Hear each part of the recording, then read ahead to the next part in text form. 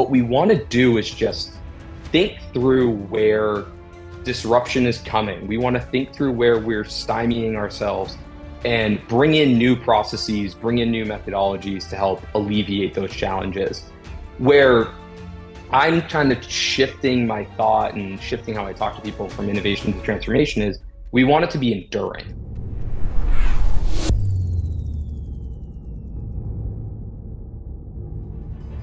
This is All Quiet on the Second Front, a podcast where boring conversations around defense tech and national security come to die. Join me, Tyler Sweatt, and my Second Front comrades as we dismantle the mundane and cut through the bureaucratic BS to demystify the world of defense tech. But be warned, this is not a typical government podcast. Ready to get weird? Welcome to another episode of All Quiet on the Second Front. This is Enrique Oti, the Chief Strategy Officer, calling you from London, England right now, where despite the fact that it's normally cold, my office is like 100 degrees because they have not quite figured out how to do air conditioning in this country for the 2 weeks a year where the sun comes out. So I apologize if I look kind of moist. I did not put the powder on to dry off. With us today, we have Dan McCoy. I've known Dan for a few years now. He was, I think we got introduced at an In-Q-Tel event, and Dan's there like driving change at TSA, making magic happen. I think everybody knows who TSA is. It's the organization that gives you the nice massage right before you get onto an airplane. And Dan was like trying to figure out how to do things better. And so, Dan, it's amazing to have you on this podcast. I'm really looking forward to this conversation and kind of see where this goes. Yeah, I'm excited. I didn't know you were in London. I did apply powder because it's about 90% humidity outside here today. So even my apartment just can't keep up. But I love a transatlantic podcast. Yep. Yeah. So let's dive into this. So, before we get into your TSA story and your TSA life, let's talk about where you are now. You are at what I would consider one of the most interesting companies out there. And it's a company that I have a good background with, which is BMNT. And for those of you who heard me talk about Kessel Run before, you know that when we first started Kessel Run, it actually started as a design sprint with BMNT back in early 2016 as we're trying to think about how do we think about command and control in the military? How do we think about changing systems? It was actually the team at BMNT that kind of taught us in the Air Force how to do the design thinking and how to kind of work our way through problems. That actually kind of really is what was the catalyst that really jump-started everything we did. And so I have a very fond, view about the organization. It's a good place for my heart. So, and you're there now. So tell me a little bit about what you do at BMNT and actually how you ended up there. Yeah, for sure. So I am one of those transplants, right? So when I took the role at TSA, I left one large consulting firm, and the position very specifically is designed as a 3-year not to exceed SES role.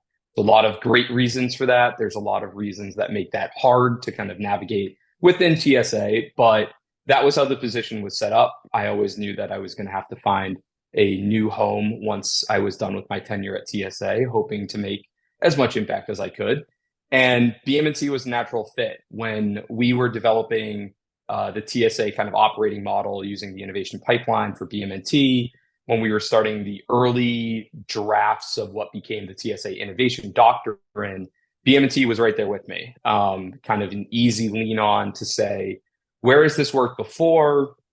TSA isn't, a DoD organization, but DHS is probably, that middle ground between a traditional civilian agency and then a DoD agency. The footprint of TSA, 60,000 folks spread across 430 federalized airports, is more akin to an Air Force AFWERX model, more akin to how the DoD operates than a lot of civilian agencies. So BMNT had a lot of expertise that we wanted to lean on. So we reached out to them while I was at TSA.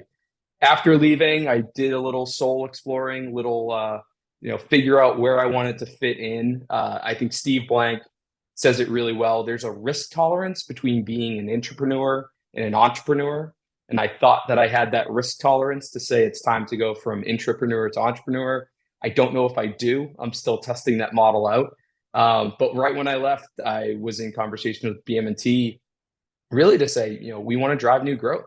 We want to understand what you did at TSA, the specific challenges, and start mapping those into other organizations and start taking what we do, our thesis of innovation, and not just bringing it to people and saying, this is what we think innovation should be, but using it to catalyze a conversation of, is this how your organization operates? We've run into this challenge at, let's say, ARPA-H. Is this, a consistent challenge that you run into? We've seen it at DLA, and starting to piece together those conversations to just grow the business and overall make the government a little bit more innovative, start to look at processes differently, use things like lean and H4X methodologies. But then on the other side of the coin, right, we have a commercialization accelerator that right now is working in depth with Navy, working with European allies and NATO, specifically the Scandinavian countries.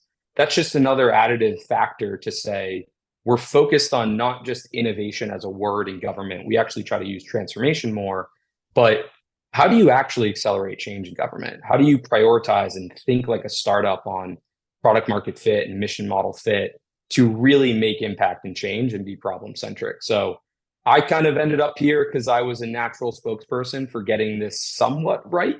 And not to be self-aggrandizing, but passing an innovation program over to a successor that is now still operating 3 years later, which I'm very proud of. Look, if you can't be self-aggrandizing in a podcast, where can you be? So, look, you brought a couple words that I want to dive into because I do love definitional aspects. You mentioned that you don't want to use the word innovation, and I totally get that. That word has a lot of baggage on it in a lot of organizations, but you want to use transformation. So talk to me about how you distinguish between those two things. Like, how are you not innovating, but instead you're transforming? And really, what I'd love to get to hear from you is how do you define success in a transformation? Yeah, this is, live, right? We're feeling this out still because I'm starting to realize in conversations with a lot of folks around the government, right? The innovation brand, it isn't tarnished, right? But people have really preconceived notions about what it is. And I ran into this when I came into TSA, where people looked and said, okay, you're the chief innovation officer. And to half the audience, that meant you're going to go tell me what AI does. That's what your job is going to be. Go understand AI. Half the audience, it was, so are you just going to go out to Palo Alto every week and waste money and have beanbag chairs and hacky sacks and whatnot? So we really had to pull it back in to say, no, what we want to do is just think through where disruption is coming. We want to think through where we're stymieing ourselves and bring in new processes, bring in new methodologies to help alleviate those challenges. Where I'm kind of shifting my thought and shifting how I talk to people from innovation to transformation is we want it to be enduring.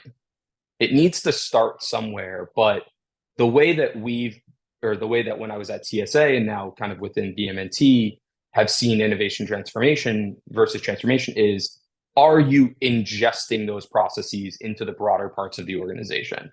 So are you somehow managing within TSA structure, right? We were a very direct Six Sigma, no deviation, standard operating procedure. That's what we liked. And as a highly regulated security agency, that's what you want.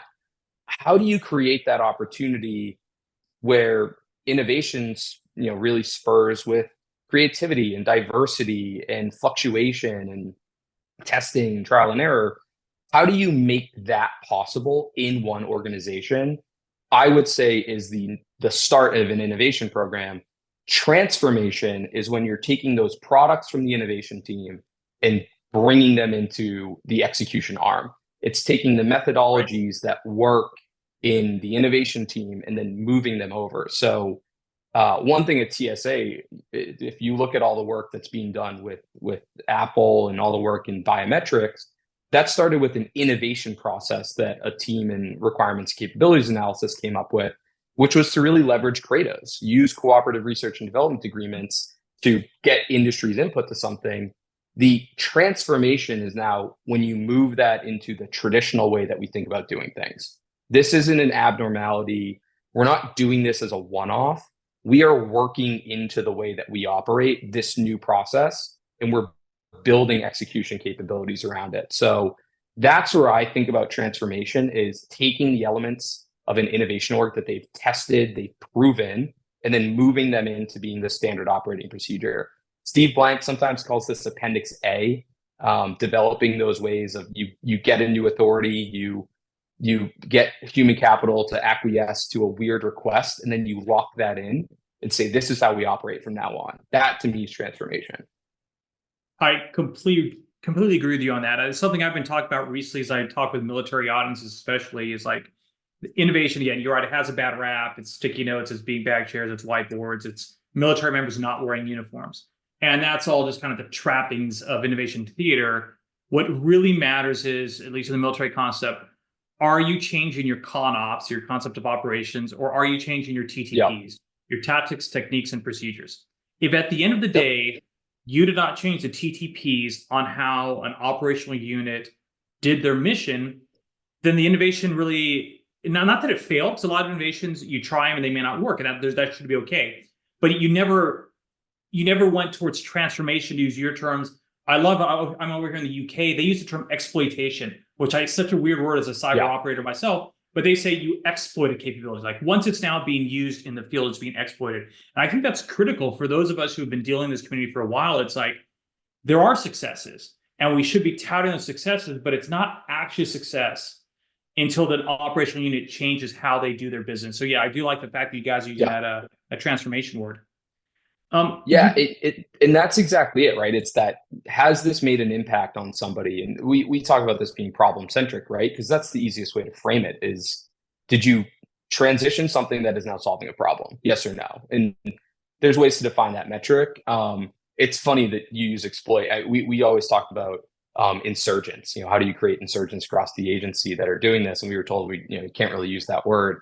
But yeah, it is about using that terminology and that thought process to say, even if in the process you fail a lot, we're doing it in a predictable manner. We're doing it in alignment with the methodology, such that we can either go back and say the premise of our problem statement was wrong, or this was just a bad solution. But it is antithetical to government, because government sometimes, there's this fallacy of investment where it's a bad solution, but we got to keep pouring money into it.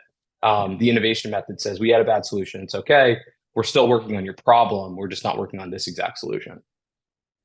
I want to dive into another word I heard you say early on, which for those of us who get in the military backgrounds, is just kind of a painful word. It's the word doctrine. The reason I say that from the military side is that doctrine is supposed to be this collection of knowledge and wisdom and experience that helps describe kind of the best way to do business. It's not regulations, it's not law, but it's descriptive of how you operate within your specific domain, within your specific area.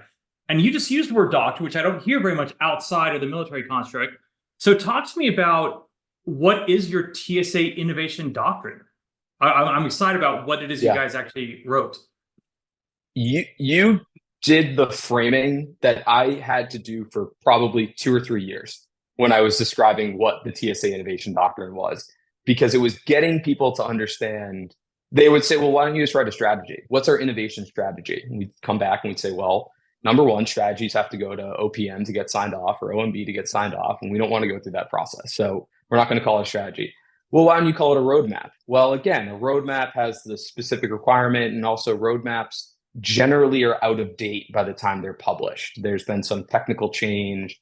There's a decision made in the president's budget that decreases the value of something that you're going to do. So by the time it goes and gets released, it's now out of date, and you're scrambling to either reinforce something that you don't want to do anyways, or you're fighting to move money over and reprogram in the whole 9 yards. So there were a lot of reasons that made us kind of work around this framework of a doctrine.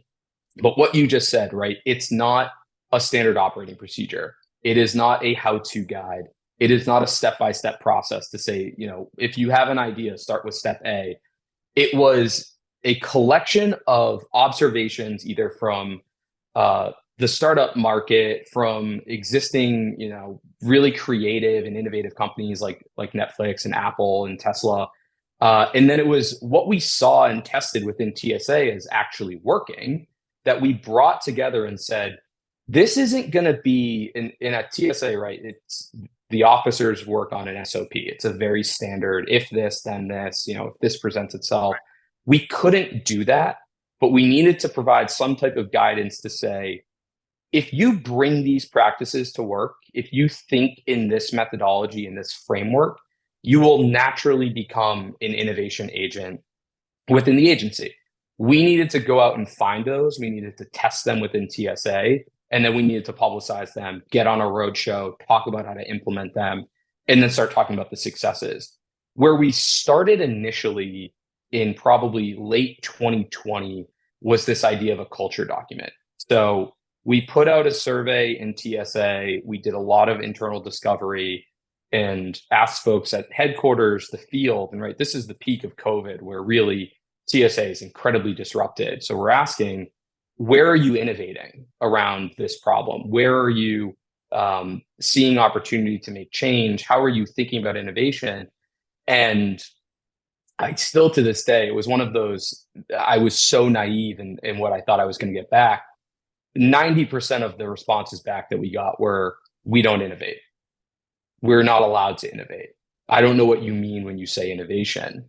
And we were kind of just jaw on the floor going, all right, so no one has innovation in their job title. No one feels compelled to innovate. But what's worse is a lot of people are looking at this call to action and saying, every time I try to innovate, I get fired or I get reprimanded or somebody around me is made worse. How do you change that? So that culture document became the starting point to say, if we're going to innovate, we're going to make this place a more innovative organization. We need to democratize the term. We need to democratize the lessons, and we need to democratize the methodology. How do we do that en masse? We put it at the highest level of TSA's strategic documents, which is doctrine. So if you look through it, and everybody can find it, it's online. It's not this is where you start. It is simple concepts like be focused and disciplined. Focus around a problem and do discovery and find product market fit. It's have decentralized execution with centralized intent. You don't need a task force of 50 people to solve a problem. You need 4 or 5 people who are trusted and capable to go bring back a solution. Those ideas needed to matriculate throughout the agency, and we put programs in place to help expedite that. But what we wanted to have happen was more innovation happening away from headquarters. And the fastest way to do that was with doctrine. Okay, so you got this doctrine. You now have experience at TSA, you previous to TSA and at BMNT. You've seen a lot of innovators. And again, I use that word. I'm not sure if I actually, the way when I say it, I'm not sure if I mean it or not in terms of like in a positive manner. But you've worked with a lot of innovators. How do you characterize, or what do you see in the ones that are successful? And I'll kind of give a frame in this. My mindset has changed over the years. I used to kind of be of the mindset of anybody can be an innovator, anybody can change. And what I've realized, it's not actually true. And actually, it's maybe disruptive to an organization when everybody tries to innovate. And so as you look at innovation and you set doctrine for it, who should be innovating? And what do you think is the characteristics of someone who's successful at it, who actually delivers towards transformation? That's an interesting. I've never gotten that question exactly that way. And I usually would push back to say, one of our initial hypotheses early on was anybody can innovate, right? TSA is an organization is really focused on training. The officers come in, there's a pipeline of new officers, there's training on all the equipment, there's training on how to do interactions with passengers, there's trainings on observing specific attributes and specific human signals. So really, we started around this premise that anybody can be an innovator. They need training and they need guidance on how to do it. So I would kind of push back on that. But what I will say is not everyone wants to be an innovator, and that's fine. And it's totally okay. And to your point of if everybody does it, it will be disruptive to an organization. 100% agree. What we started with, and this is, I apologize, a long way to answer your question, is that Everett Rogers kind of idea of there's only a certain percentage, call it 2 or 3% of the agency that is naturally inclined to innovate. What they need is protection. What they need is the push. What they need is the understanding that this is now desired from headquarters and from leadership. and kind of to just go do it. They have the ideas on what problems are impacting the organization. They have ideas of how to do discovery. They've seen it in action. We needed to just provide them kind of a bill of rights to say, I'm allowed to act this way. We knew that was only going to be 3 or 4%. So when we wrote the doctrine, it was kind of saying to everybody, this is available to all of you, but we know that most people will kind of look at it and say, okay, this is nice. What a wonderful thing to have. The people who were clamoring for some ability to go change the agency where they were going to latch onto it.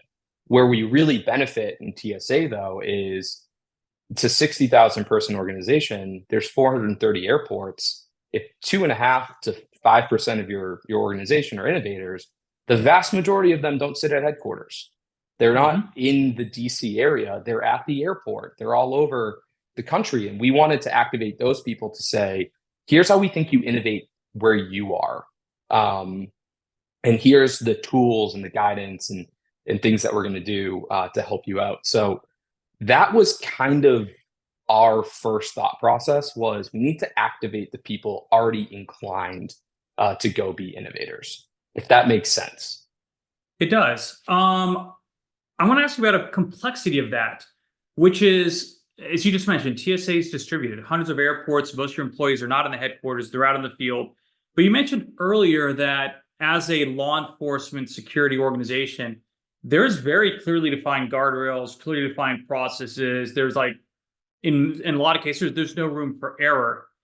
So what was your approach towards actual experimentation? Like, would you actually do like A/B testing where one airport does things one way, one airport does them another? Or how would you actually get, because a key part of innovation is that you have to run the experiment, and that's tough in a highly regulated industry. So how did you guys approach innovation and experimentation? How do you look at that? This was kind of the peril of a 3-year position, right? We kind of had to come in, and this was me. The first few months, I was wide-eyed to just say, we're going to make all this change. We're going to drive all this new innovation. And I was really thinking product. What I realized as I went through it was I was thinking product. I wanted to be the person who brought you the complete no-touch screening experience. Everybody would say to me, can we get back to pre-9/11 style TSA? And the answer was always no, but through technology, we think we can get back to where you're feeling less friction. That was where I came in and said, I'm going to be this guy. And then it hit me probably 6 months into the role where that's not going to make that much lasting change. We had a conversation with the leadership team to go, what is, the role of a chief innovation officer? What do you expect of me? Do you want a software factory? Do we want a venture capital portfolio and a new engagement with InQtel, or go contract with Plug and Play and be in the Valley all the time? Like, what do you want from this role? And I just remember Administrator Pekoski looking at me saying, well, Danny, we hired a chief innovation officer to tell us what a chief innovation officer should do. So you should go figure that out. And we realized that we needed to start with that behavioral economics, that organizational psychology part first, because what we were hearing from people was, I have a really good idea, or I have a problem I want to go solve, and there's all these barriers in the way that are causing me to not solve it, whether it's an ATO process, an authority to operate process that takes 18 months to start, if it's a contracting process that won't do anything outside the FAR, they won't do OTAs or CSOPs, they'll only do traditional contracting. If it's programs can only start if we assume that they're going to be programs of record, which we said before is really antithetical to the innovation process of, I don't know, but this is a first step. So that kind of, how do you create an environment where innovation just happens around you, that kind of fertile seeds? That was our focus. So when you ask about A/B testing, we got some of that, but we didn't do it directly in product in the field. To your exact point, that's really hard to do. The innovation task force at TSA does a tremendous job. They have a test bed at it's not the Harry Reid, it is the Harry Reid Airport now. It used to be McCarran, the Harry Reid Airport in Las Vegas, where they bring in pre-qualification components and then run through testing, ask officers, how is this to be trained on? How does it operate in real scenarios? They'll ask passengers, what does this feel like? But it is really hard to do that type of A/B testing live in a security environment. So that's the best we do to kind of augment that, is put it in that field. What we did do is test these kind of concepts to make the agency operate a little bit better and bring, like I was saying before, those innovative processes into the traditional way of operating. One thing we ran was a prize challenge that we did in partnership with NASA and DHS S&T. And the purpose of that, as this might seem really out there and really esoteric, but the purpose of that was A/B testing. We have a problem to solve. We have a methodology by which we would do this usually. Can we do it with this other method? Can we run a prize challenge and either get a better solution, a cheaper solution, a faster solution? That was where we brought that A/B testing in, was identifying a problem and then using a new methodology to solve it. And the doctrine was born exactly from that, which was, this problem's gone unsolved now for 20 years. We made progress on it in 18 months. This is now how we're going to do this from here on out. So you're now at BMNT, and a lot of it is your experience and how do you share that with other federal agencies, other organizations. So when you go out and you're talking to some other agency, they know that you came from TSA, they know that you ran innovation there. What's the story you tell that gets their attention? What is, like, in other words, what are you most proud of what you accomplished at TSA that other people look at and go, oh, hell yeah, I need that in my agency as well? So I'll start out there, esoteric top line, then go down to kind of a specific. So we do obviously talk a lot about the doctrine. It's this magnum opus that we kind of put together first in government. I actually remember making a joke to somebody at AFWorks where I said, I thought you guys would do this first. Thank you for slowing down a little bit and letting us get ahead of it. Didn't land well as a joke. It was not appreciated, but they were sprinting out the gate. They had the innovation manual that got put together, the handbook, and then we took that up a level to say we want guiding principles. So that's really a lot of the conversation I have with folks. Is we had a lot of challenge, but even more opportunity in TSA. We just needed to think about how to make an innovation office operate at the enterprise level, where you're promised to everybody as far as support goes, but then there's a lot of components that don't want anything to do with you. There's this idea that innovation is just alchemy, where you can take a really hard problem and go solve it with no money, or you can go solve it with a day and a half to spare. I remember at some point somebody said, hey, you've done great work. We're going to give you $2 million to, kind of kickstart your initiatives. And the money entered our account on August 28th. And we went, oh, we have 1 month to spend this money. We have no contracts to spend it against. So we had to kind of think through that. And that became the doctrine. So when I talk to people in different organizations about what it means to create enterprise innovation, we have to pull them away from just this R&D focused, product focused idea of, how do you create less friction across the organization? How do you empower people who are experiencing these problems day to day to define the problem, refine the problem, start to build fit, and start to do exploration around it? That's kind of the main focus of the doctrine, is getting people to that point, and getting them to understand that innovation isn't just about research and development. What I am most proud of, and this is actually kind of funny because it's something that I'm seeing how it operates now, and I would have never thought it would work that way. And I actually put up barriers to make it not happen that way. But we were testing this concept of LIFT, local innovation for TSA, within the agency. And it was born out of this spark cell idea. We'd gone down to Eglin Air Force Base. We'd met with Kathy Reed. Kathy had all these methodologies and these approaches of, how do you do innovation at the local level? At their point, it's the base level. For us, we wanted to kind of spur that into the airport environment. And our first kind of sponsor for this program was LAX. And we sat down with the team. My team at headquarters pulled in just an unbelievable rock star, Vanessa Couch, who is still at LAX. into our team and said, we have this hypothesis that you guys know the problems that you're facing every day. And when you elevate those to headquarters, you get back a lesser solution than if you just developed it yourself. How do we create a team at LAX to, if it's only just define problem statements, but capture them, do the discovery, and then make it available to headquarters. So at least we're creating a better solution. And thus was born this idea of Lift, where we said, okay, take it as far as you can go in this pilot phase. If you can get to a solution, do that, but pick a problem, define it, do some ideation, do some discovery. And what they ended up coming back with, years ago, there was a shooting at LAX. It was outside of the TSA checkpoint, and the fatality involved in the shooting was a TSO. So one of the officers passed away from this, and it's been this challenge now since then to create a solution around it. What happens when there's an active shooter? And one of the problems they realized were breakaway barriers. So the queue set up within the stanchions makes it, for lack of a better word, sometimes a kill box. People can't get through those barriers. They don't move out of the way. You're kind of in this serpentine pattern that you can't get out. How do you solve for that? And it was such a compelling problem for the team to work on because it had affected that airport.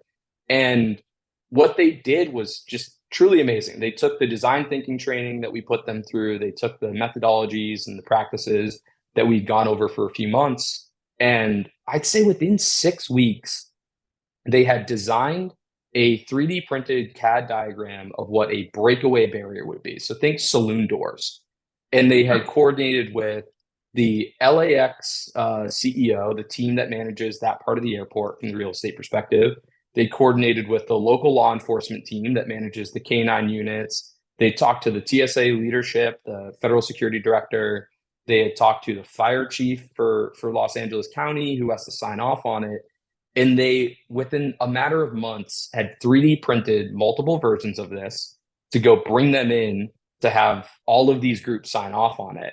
And they got sign off. They created from nothing this CAD to 3D printed process. They'd solved a problem that had been perplexing TSA for 10, 15 years. And now it's something that they're offering to other airports. And all of it was just based on this idea of, we think you know what the key problems are in your organization at your airport, and we just want to empower you to do it. And we know you need some training. We know you need support. We know you might need a little bit of seed funding, but just see what you guys can do when you're unleashed to go innovate for yourself. And to me, that was just the apex of what this could do, which was go solve problems at local airports that then other airports will go, oh, I've actually had that problem, but headquarters hasn't helped me solve it. And that to me was the telltale sign that we were on the right path. And luckily it was just our pilot. So it only scaled from there. That's a great example. By the way, you used the term innovation alchemy. I think I'm going to start using that. You're right. People think it's alchemy. Either leadership thinks, hey, I give someone that $100,000 is going to give me magic, or it's worse is people in the ecosystem think that they're going to generate magic and not do the hard work of that big dollar transformation. So, I'm kind of running short on time here. So I'm going to ask you one last question and kind of want to hear your thoughts on this. You're now out there, you're back in the commercial world, you're touching a lot of different organizations, a lot of federal agencies. Who are you most excited about? Which federal agency are you seeing? Are you going, oh my God, they've got it. They're going to transform. I forget the word innovate. Who do you see that's going to transform that's out there? Well, I have to say TSA, right? First and foremost, I have to kind of give props. So I think I had mentioned this before, right? One of the things that I really I couldn't be happier about is the fact that the TSA Innovation Office transitioned from me to Stephen Parker, right? My successor came in and took the blueprint and the foundation that we had and said, okay, there's stuff that I recognize is left the station. This is really good. There's areas I want to put my thumbprint on certain things. And it's grown, right? And I have to applaud Administrator Pekoski for keeping that alive. I think you can't, if there's 3 principles to doing government innovation right, it's you need leadership support. It's just a waste of time if you don't have it. You need to be problem centric. You can't just think of ideas and go out and say, I think generative AI can solve a problem for me. It's like, well, what problem? That's how you compel people to take action. And then break down this idea that innovation is undisciplined. Good startups, which is kind of what we base this methodology off of entrepreneurship in government. Good startups are disciplined. They talk to customers. They revise products. TSA is doing that. And I think where they are right now is moving, like I said, from that ideological organizational design of an innovation team into now, let's transition things. We're doing these projects. We're making impact. Let's do it at scale. Let's bring this lift functionality of different rule sets, don't break law, but break policy, different ways that we work. Let's bring that from the field into headquarters. So we do have, a lift team now within the information technology group that's focused on that. How do you kind of accelerate innovation and impact? So I got to give a hat tip to them. Defense Logistics Agency, coming out of COVID, I think what DLA did with creating N95 masks from off-the-shelf components, some of the programs that I've seen the team working on under the technology accelerator are now scaling to other parts of DLA. And I think that to me was that first concept point of prove the model works, prove that if you take these things seriously, that you take innovation seriously, you can then start scaling and matriculating those methods into other parts of the agency. That team now is just ready to, I think, run project after project, sprint after sprint to solve these really tricky problems. So I think they're incredibly exciting. And I always have to say it just because people ask me all the time, if you were going to go work again in government, where would you want to be? I think the Postal Service has these unbelievably cool opportunities. Yeah. I as someone who came in, I was never in the armed services, right? I had worked adjacent to DoD for a really long time. I was at DHS. A lot of my work was in civilian. I look at the Postal Service as just this unbelievable, just innovation opportunity engine, whether it's putting alternative services within the post offices, it's generating new revenues from the postal vehicles, if it's driving EV adoption across the country by replacing combustion engines with EV.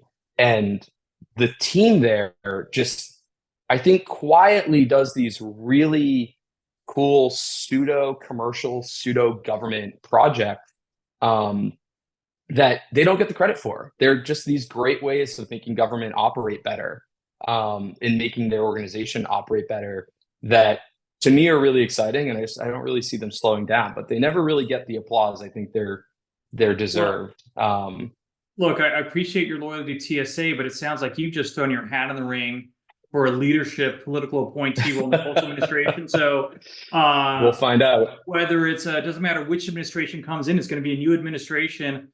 I think your name's on the short list now, so I'm excited to see you in the Postal Service. But Dan, Dan, it was great to talk to you. It was awesome to catch up. I'll see you next time you're across the pond here in the UK. Let's connect.